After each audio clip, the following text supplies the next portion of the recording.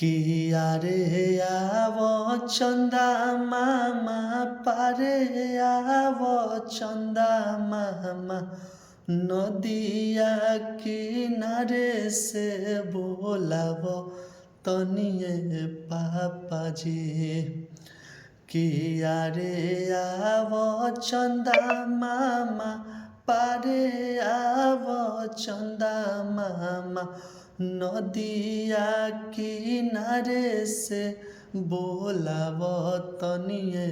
पापा जी कि अरे पाचहूँ बड़ी सवा के जब हम भइनी से अंगूरी धराई के चलवनिए पापा जी कि अरे 12 बरिसवा के जब हम भइनी से गैया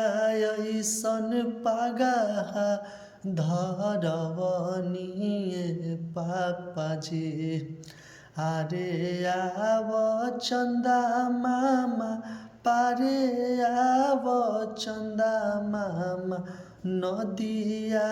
किनारे से बोलाव तनिए